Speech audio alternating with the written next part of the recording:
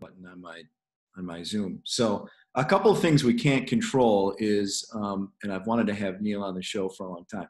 Can't really control the audio that well. I mean, it sounds pretty good, I think. You know, sounds fine to me. I can add a microphone if it's easier for you. I'm cranking beer. That's that sound. We can't really control things like, because we're doing this by Zoom. So if somebody sends me an email, that little ding, I don't know how to mute that. Nobody does. I haven't learned that technology yet. I don't think the guy that created Zoom is concerned about that at the moment. He's raking it in. Like Morgan running around upstairs because I'm in the basement, and we can't control Sparty. If Sparty starts barking at neighbors out walking, that's been a big pockmark of this week. That dog is not going to live if this keeps up. What are you drinking, Neil? Blue Moon Belgian White. What, you got M43 or M33 or? M43. Stuff. If I needed to, I could drive to Old Nation Brewery. I don't even know if they're open though right now. But that's kind of my staple lately. Good stuff. So yeah. So this is an unusual happy hour for Neil and Mike. How you doing? You're right. I'm okay. Strange times, you know. It's weird, you know. You go for a walk and you walk outside, and it feels a bit like a combination of I Am Legend and a Handmaid's Tale, right? Yeah. So I feel like, you know, the character played by Will Smith when we're out for a walk and you're walking and you're only one on a street. And then when you see people walking, they're all walking in twos. Everybody avoids each other like we have the plague, which we're basically told that we have to act like we do. Yeah, like we are carriers. And it's a weird time. It's a weird time because I always, you know, you and I have an odd profession. Okay, we do. We have a profession which is essentially based on defending people who have been accused by the police and by the government of the commission of crimes. Right.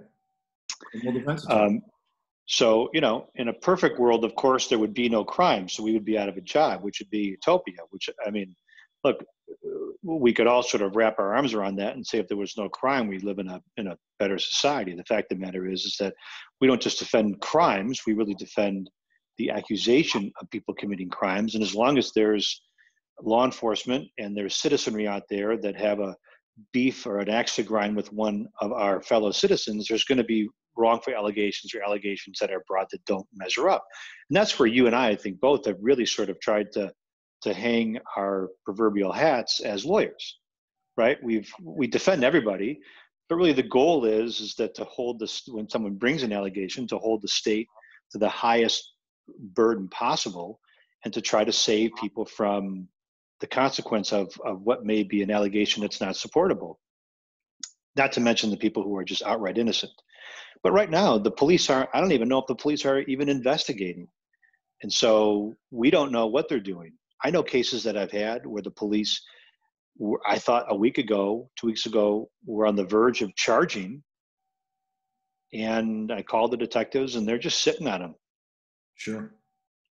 So it's a very weird time. And I'm happy for my clients that they don't have to face a criminal case around the time of this whole coronavirus experience. I also feel bad for the clients that have ongoing cases and have to worry about that on top of what we're worrying about. Right. And I have worries for my family and my parents and my mother-in-law, and I worry about my friends, and, you know, yeah. I wasn't built to sit in my house all day trying to avoid eating another hot tamale. I'm going crazy. It's, as we talk, it's Tuesday, right? March 3rd. Tuesday. I'm going Tuesday. Crazy.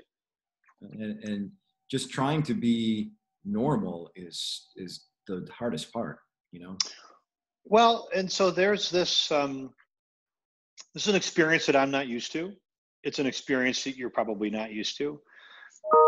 This idea that we have to maintain a sense of normalcy. Like, for example, we're still emailing prosecutors and still reviewing discovery, and we're still contacting the courts, and but it all feels like such an extra burden compared to what we as a society are having to deal with. Right. Right? I mean, like, yes, Your Honor, I'm sorry I sent this to your research attorney and not to your clerk. My apologies. In the meantime, I'm worried that if I step outside, I'm going to get, all of a sudden, if I touch the wrong door handle the wrong way, I'm going to end up with this disease. Right. So. Yeah. I listen to, and I don't want to be trite, because, we are kind of, we pride ourselves on being tough and kind of sarcastic.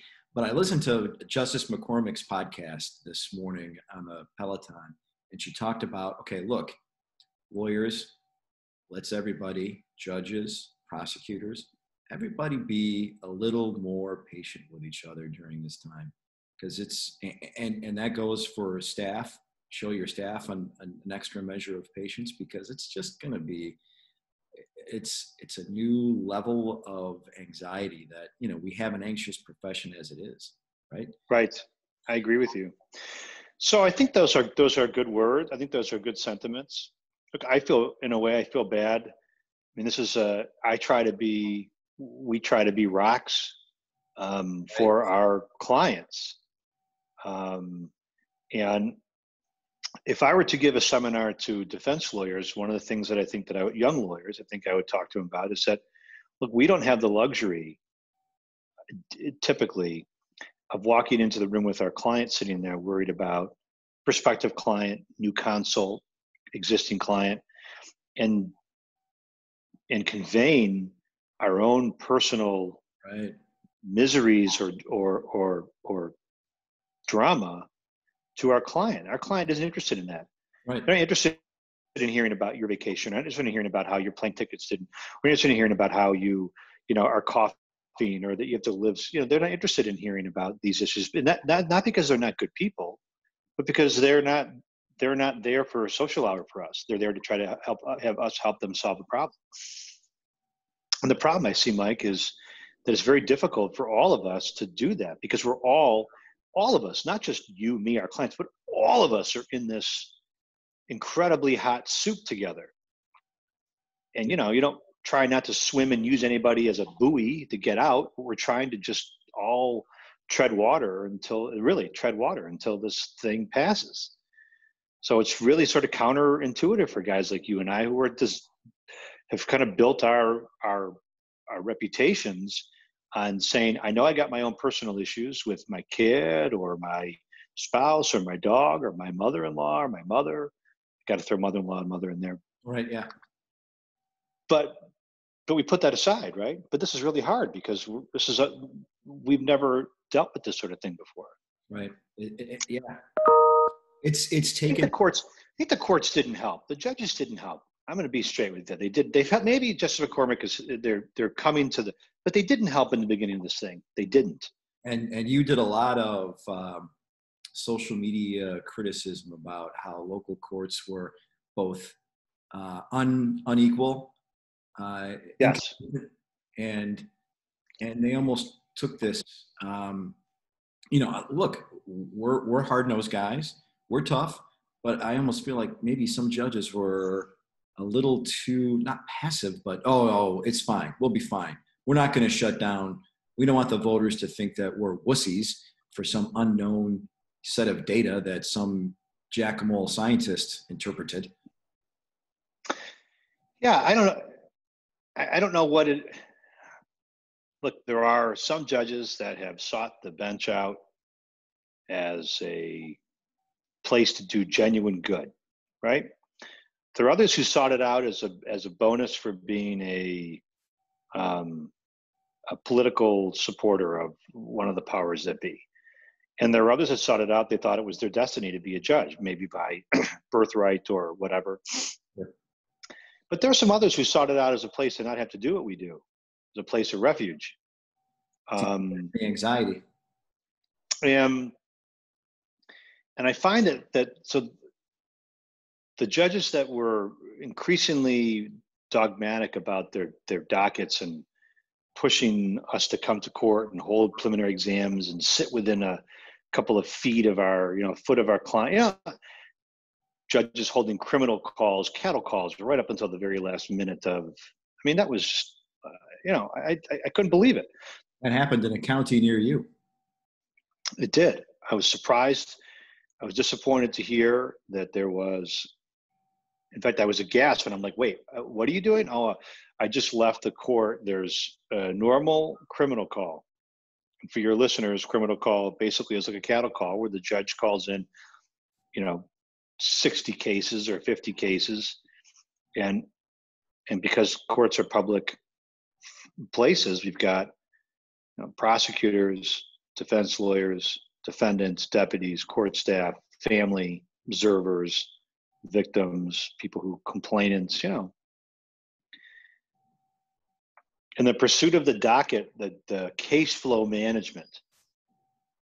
One day someone's going to write a paper, going to do a study on the number of wrongful convictions that resulted from the flawed science of case flow management, which is the idea that 90% of your docket should be handled within a certain amount of time, or 80% or 70%.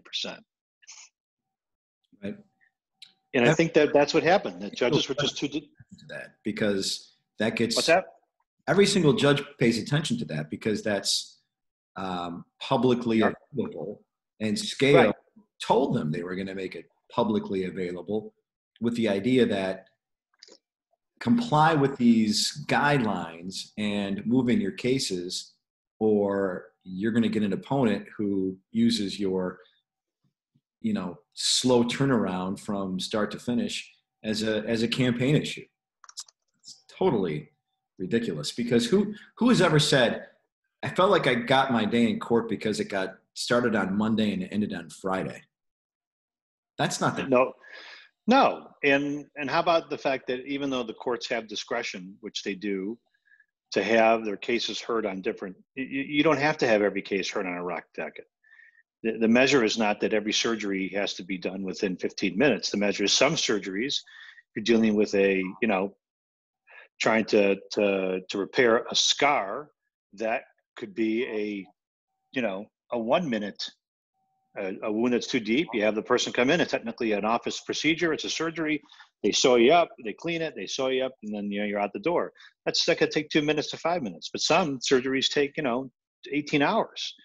You can't have a measuring stick, which is essentially, we're going to measure everybody. We're not talking about admission to a ride at an amusement park where everybody has to be 48 inches. So everybody has to, we're not talking about that. Some cases are just take longer. Yeah. I did have this conversation with the justice on the Supreme Court. We were having a friendly dinner, just talking over dinner. And he asked, what can we do in the courts to help you guys in the trenches? And I'm like, said, probably not going to bite at that worm on that hook. Judge, I'm probably going to pass on that one. You didn't want to give him We're eating further, and I've got, I think he wasn't drinking, I was drinking. I had a drink in my hand. He goes, no, really, I want to know. And I said, you really want to know? He goes, yeah. I went like, okay. I said, okay. So for those who aren't watching, Neil just made the motion of a shot, like a to his mouth and downing it. I was like, okay. Good courage. Remember you asked. And I told him about, and I think that what we experienced in the beginning days of the beginning or end days, whatever you want to call it, right before Governor Whitmer stepped in and courageously told us all we had to shelter at home, which was not an easy decision for her politically, but it was probably the right decision for us, socially. The Chamber of Commerce was all over that. They did not want that to happen. I know, I'm sure, but it turns out that I think that the judges that were slow to accept that this was necessary and were still insistent on holding court, I think that those judges been trained by the scorecard, dashboard, whatever you want to call it, of how these cases have to be managed, because no case should take precedence over public safety. I'm sorry, they just shouldn't, particularly when you're dealing with the public safety of all of us that come and go in the courts. So, yeah, it was not about what we typically hear, which is, why does your case need more than 90 days? And we're talking about getting data from the Michigan State Police or waiting correct. for video to arrive. It was just like show up. It was like show up because I have a docket and I have to move my docket along. So show up. And I think we can do better. I still think we can do better. Yeah. In the meantime, I know that you have been. If anybody's ever going to write a treatise on executive orders and their legality, their underpinnings, you're like secretariat to the rest of us who are, we're far behind. Spent way too much time reading all that stuff. Maybe not too much time. I could delve into them further, but it's fascinating that we are in this period of time where, she's literally at least twice, with executive orders, unilaterally changed the law. A statute that went through the legislative process, one house, two houses, then the governor signed it. She amended it, like yesterday with 2020-29 on, I guess, relaxing the rules for releasing people from county jails. That's amazing. Right. And I was talking with Kathy Gray from the Free Press about the fact that Kathy assumed, and I think a source told her that the governor has to go back to the legislature to get these executive orders renewed every 28 days. That's not in the statute at all, and not in any of the cases that have interpreted the statute. It's just not. She has remarkable powers right now. Right. If anybody remembers the X-Files, that TV show that starred Gillian Anderson, and I forget was it Dylan Mulrooney or Dylan Mulvaney or whatever the other guy's name was. Yeah. The character on the show I thought was like Dylan Fox or whatever his name was, or Mulder. Fox Mulder was the character's name. And it was all based on the idea. He kept saying it's impossible for government to do the things that they're doing because we have a constitution and we have limitations and we have checks and balances. And the guy was the smoker who was like he was part of FEMA. And the idea was that the show was premised on, which we all thought was pretty fanciful back then, was that FEMA, when there's a declaration of an emergency, all of a sudden there are tremendous powers invested in the executive branch. So we're all sort of living through that right now. It's pretty amazing, I mean, how many people asked you whether they could be stopped, whether it was probable cause or reasonable suspicion alone, just if they were out during the, not sheltered at home. I had dozens of calls, not dozens. I had lots of calls, I'll say. I won't say dozens. I don't want to exaggerate it. I had plenty of calls or messages. People are like, hey, can I go here? Can I have my worker do this? If I'm just out, is that a... Me too. And she nestled to the memo, the Attorney General. Yeah, so right. You can't just stop them because you think they're violating the order. So somebody asked me about that, and I shared with them what the opinion was, or her memo, or her. I don't think she really authored it as an Attorney General opinion. I think she just said it was like more of a memo. But from what I've been able to see so far. But what's funny about it is there's the old saying that, a police officer can follow somebody. You follow somebody long enough, you're going to find a basis to pull them over.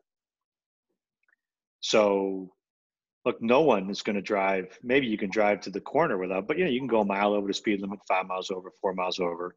Not use your turn signal, put your seatbelt on, late. You can make too wide of a turn, make too narrow of a turn. You can touch a fog line. And the police don't have to have absolute proof you did any of those things. All they have to do is have reasonable suspicion to believe that you committed a traffic offense in order to pull you over, and then to ask the follow-up question, which is, of course, hey, by the way, Right. What are you doing out? The classic law school case, before you get gone. Right. Yes, I do. I couldn't tell you the Yeah. case, but I just remember it was the before you get gone case. It's weird. It's so, like, for example, I had to go today to run. It wasn't an errand. I had to do something for our business. It was really, it was a essential, activity for me and for us. But at one point I'm driving and there's a police officer behind me, and I am like, 2 and 10, you know what I mean? Sitting upright, got my hat on straight, I got the radio turned down, because you got to turn the radio down if there's, police officer nearby, because it helps you concentrate, and I'm like zeroed in, You weren't even rocking the backwards hat. Man, I didn't do it. No, I had, I thought to myself, I had been wearing an actual mask, like a surgical mask. And so, So-called protective mask. Yeah. So I'm getting all my chimes in, you know what I mean? So it was just weird, because I thought, what's the speed limit here? Is he going to pull me over? And I was prepared to deal with it. But look, to be frank with you, I never want any interaction with the police. You know what I mean? Myself, but I want even less now, Right. Here's the other thing that's weird. I don't know if I told you Not this. to be driving around with a roadie right now, that's for sure. No. But I told you that was weird. I can't verify the 100% truth of it, but the person that told me is pretty reliable. And he told me that there was a case, it was a traffic stop in a local community here. And he says that the person ended up, I didn't really get into details, but he told me that the driver had given a breath test and blew a substantial breath alcohol level. Substantial. Like over the limit? Well over. Like, you're talking about not just hitting the ball over the shortstop. I'm talking about, and not just making it into the lower decks. I'm talking about like the upper decks. You know what I mean? I'm talking about like Cecil Fielder type. Who hits the longest ball in the Major League Baseball? Well, who's this? There are many examples you could give, but Cecil is fine. Like Cecil hit the upper facing in the old right. Okay, guy. Yeah, we're talking about that level. That level where you're sitting there and you're like, there's no way any fly ball ever come here, and it does not come there. It goes over your head and hits the upper facing. But the story goes, and again, I don't know if it's 100% true, but this is it was relayed to me, and not by the driver, so I'm not preaching any confidence. But that the guy started to cough, and the cop got cold feet. Wow.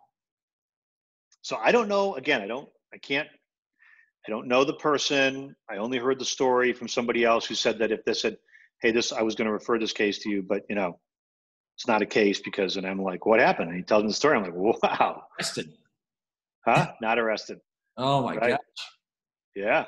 I mean, the stories I'm hearing are, the officers get phone calls about somebody who's violating the order, like construction workers, who right. are considered critical infrastructure workers, generally speaking, and they're just not responding.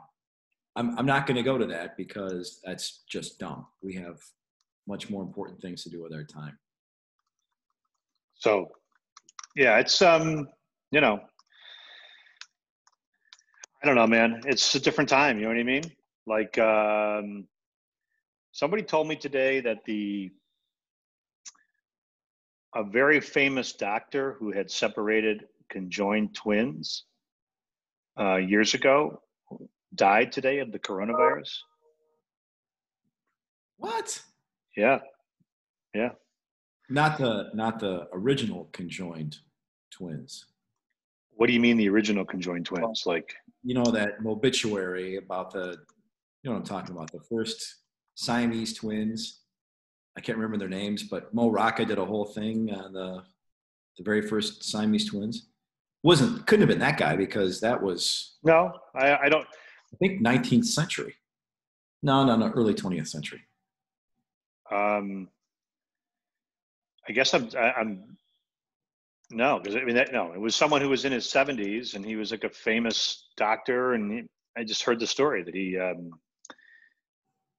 here it's this guy. I'll tell you who it is. You might recognize his name. His name was Dr. James Goodrich. He separated two infant twins with intertwined brains. Wow. A New York doctor. Intertwined brains? Yeah. So I guess that meets the qualification of conjoined.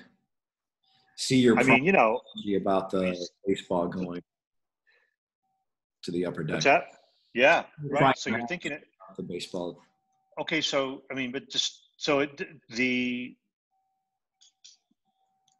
when that information was shared with me, it brought a whole nother layer to this whole coronavirus stuff, which is not only are we suspending a lot of civil liberties and all the things that we're dealing with, but how are we going to we're losing not just, and I don't call them people. I know that's a presidential thing nowadays, is to refer to them as people, but each individual person has his or her own story and family that are going to be touched by, their loss. And so, 100,000 is not a victory, because you would have preferred it to have been any number less than the number that it is, right? So whatever number of people that we lose to this insidious virus, the next one less would be better. There's no good. It's just better than awful. But we're also losing not just people that mean something but we're losing like pioneers. We're losing people who are political leaders. We're losing people. That doctor, what an amazing contribution that doctor made to the lives of two people, let alone science. And, it's gone. Yeah. Here's another question to get back towards the legal. How do we get a jury back into the courtroom? Oh my gosh. And I've seen a lot of posts. I'm on a lot of these listservs, and many lawyers were talking about the constitutional crisis of suspending the right to a speedy trial. And I'm thinking, I get it. Right to speedy trial.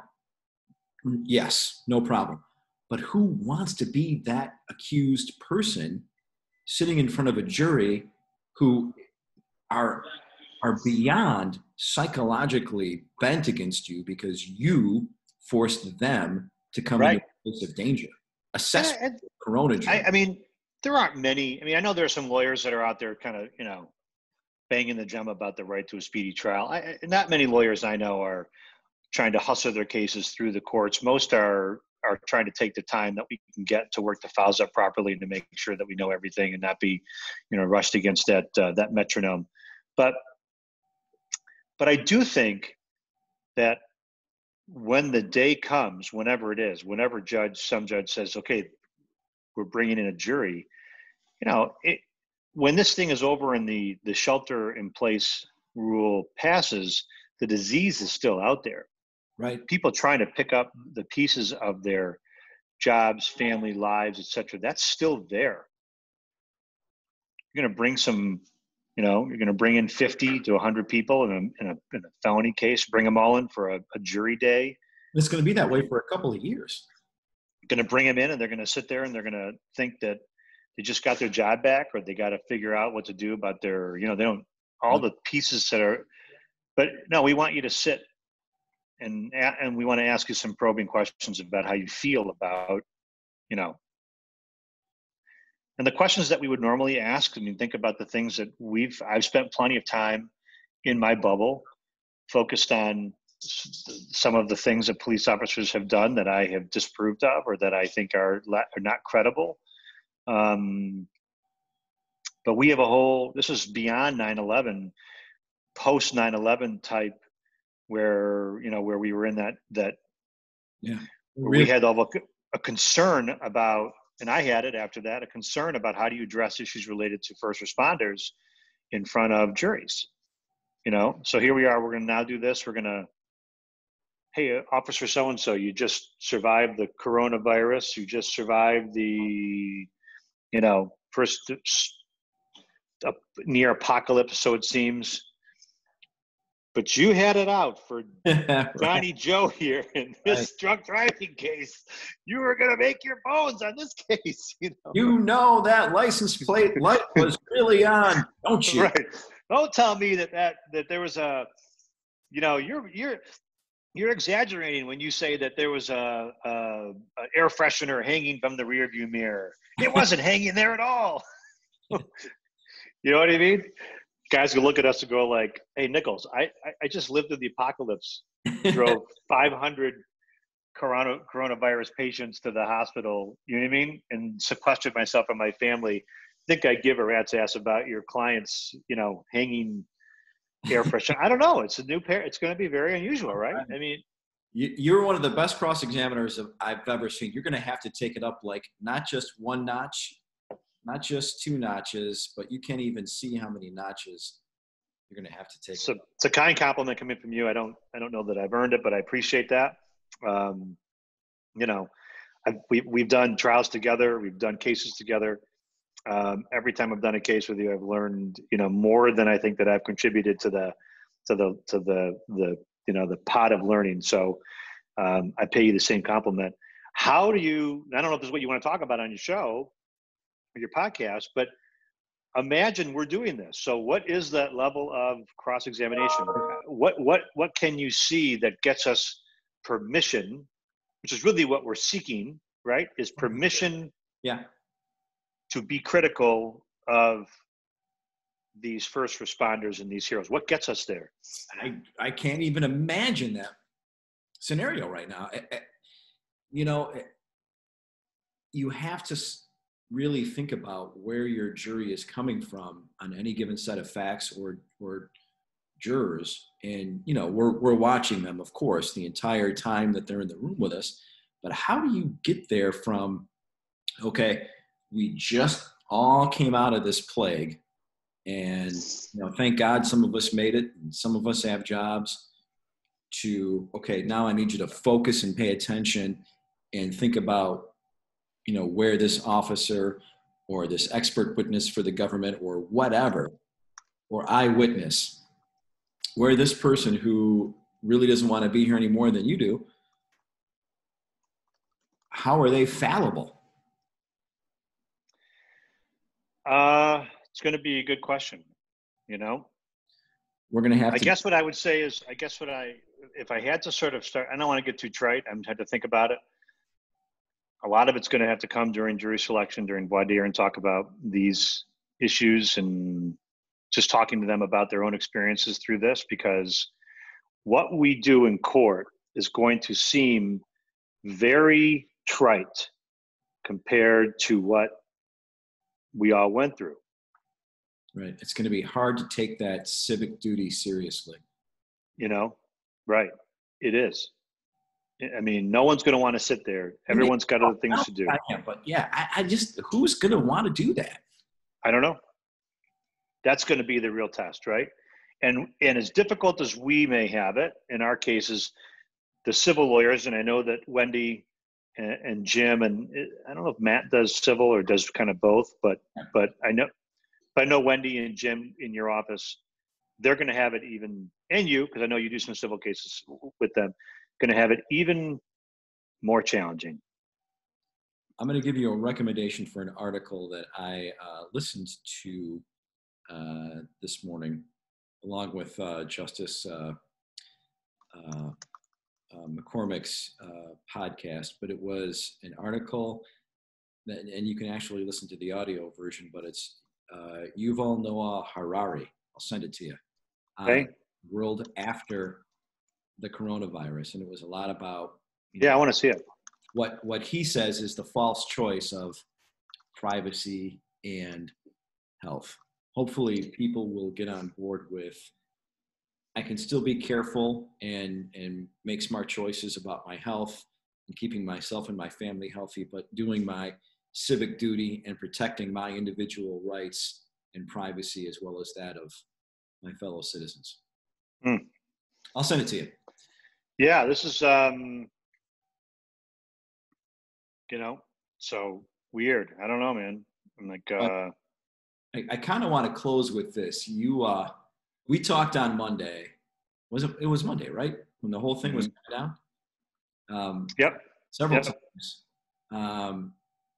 And I guess my question for you is, I know you have not had a good night's sleep, probably one night, because you're a business owner as well as being a defense trial attorney. What's that thought that you wake up with in the middle of the night? I haven't had any good ones. Yeah. I wake up in a sense of like, we protect our clients, and we try to provide a good living and life and workplace for our employees. We can't do that right now. I think, how am I going to do it? Because I'm sort of in that mindset where this is how it's happened to me.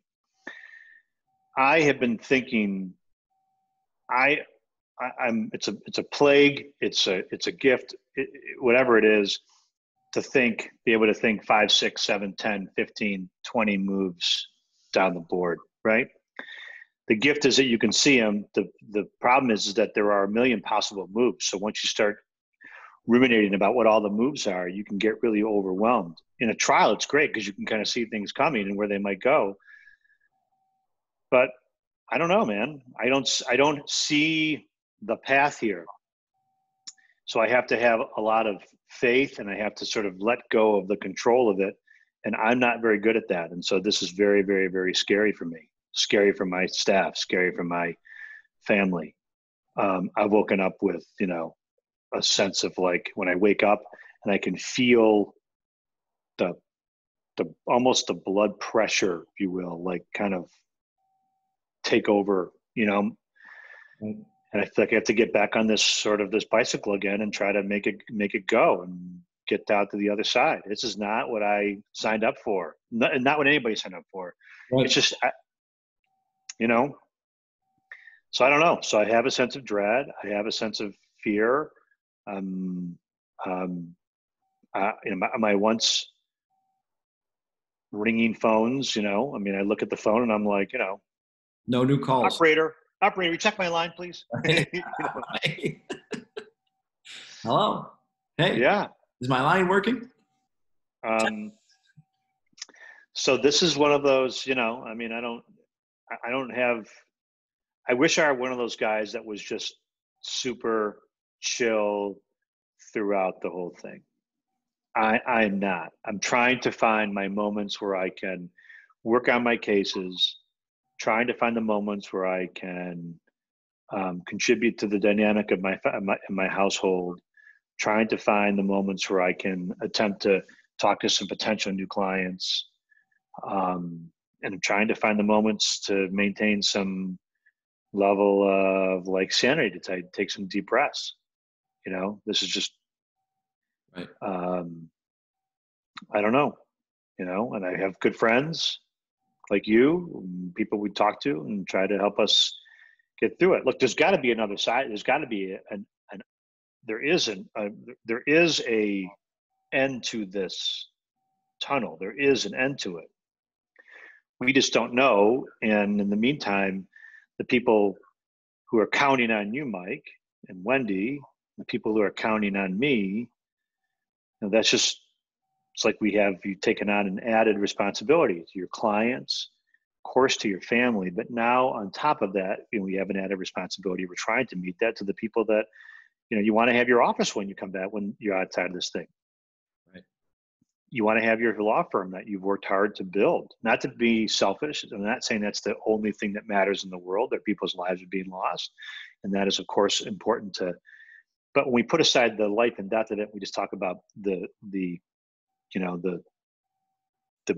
what we built. I've been practicing law since 1997 in private practice in a way. on my own since like 2000, 2001. So you're talking about 20 years. Yeah, it's a long time. So 20 years, and it feels like in a matter of days, it's, you know, it's threatened. And that is scary. It's That is scary. yes. And it's like no trial I've ever had. And you're not alone. It's good to know that I'm not alone, because I've had plenty of times during a day where I've felt that anxiety. Yep. I just get anxious. And sometimes it's when I'm not listening to the news. Sometimes when it's when I'm listening to the news. And I'm the only thing that I think helps me recover from that is try to get positive and try to remember history, because we've been through this before. So, what's today? Today is the 31st. 31st. So we got 31st, you got to make it to, say, in the weekends used to carry so much promise. The weekends have a whole new meaning. It's like, right? Am I going to live today? Right. Remember? Like the weekends used to be like, just got to get, we were in trial. When you and I were in that trial, we were, Yes. just another night, another day, another night. Just got to get to that. Let's get to Friday. We got to get to Friday afternoon. We're like, it'll be the weekend and we can decompress for a few minutes. Now it's like, there's the weekend is, maybe this is why the Beatles wrote the song 8 Days a Week. Well, I'll throw this shout out. And I don't think I'm sharing confidences, but I exchanged text messages with our mutual friend, a great lawyer, Mary Chartier. And she said, what we're doing in our office is we're emailing around a blessing of the day. Everybody think of a blessing of the day for today. Nice. Good thought. Good approach. So as a practicing Jew, my blessing would be the Misha Berak, which in Hebrew is essentially the prayer for, for safe passage, for good health, for recovery, whatever it is that we each individually need. So, it's all we can do, man. Everything else is sort of outside our control, right? Yes. I mean, we can't go to the bar and hand out 35 cards. You can't go out and, we're all doing what we can do, but you can't go anywhere. You can't make yourself any more visible. There's nothing to be visible. There's no one to be visible to at the moment. It's just trying to left foot, right foot, left foot, right foot. And then one day you'll be in the clear, and then it'll be we'll be back in the race, I guess. So, yeah, my blessing today as a practicing Catholic, I'm ashamed to say I don't know the saint of the day today, but it's that I had this opportunity with you to have a beer via Zoom, which I've never used before, and I've always shunned. Done a good job. Yeah. Our job is cross-examine people live, right? That glimmering eye. But it was a good opportunity to talk and share with other lawyers or folks who are going through the same kind of anxiety, especially small business owners like us. Oh, thank you, man. Thank you. So I agree. You did a good job with your first Zoom podcast. So, I'm not one that hopes that Zoom becomes the next, the newest innovation in the legal system for what we do. I still need the face-to-face interaction, but it does give me the chance to wear a hat and my trucker gear. It's pretty funny that I had to do a court hearing, and the question I had to ask on Zoom or ask the court clerk was, do I have to like dress up for this thing? And it's still court, so you have to dress appropriately, So I wore a suit and tie, but I wore sweats and no shoes and socks. That was Monday, right? Yeah. So I've got a Zoom arraignment tomorrow, and I said to the clerk, because I did a test drive with her, since I'm not really comfortable with the Zoom stuff yet, and I had a Michigan State hat on, and she said, yeah, go green. And I said, go white. And I emailed her today, and I said, so if I wear the hat tomorrow when the bailiff tells me to take it off, do I have to take it off? Because I'm not in court. Right. And I said, I'll dress appropriately. Where's your arraignment? Who's doing a Zoom arraignment? It's Chippewa County. The judge's name is Blue Ball. And so, I mean, I guess the upside is I'm not driving 7 hours. That's good. Literally Good. across the bridge. So, well, hopefully it's an interesting case, or, you know, I don't know. We'll see how this goes, man. Yeah. You know? Yeah. A new age. You got it. So, all right, brother. Anyway. I'm going to edit this thing down, and hopefully it's going to sound halfway decent and be interesting for people. It's good. I had a good time, man. So thanks for coming on the show.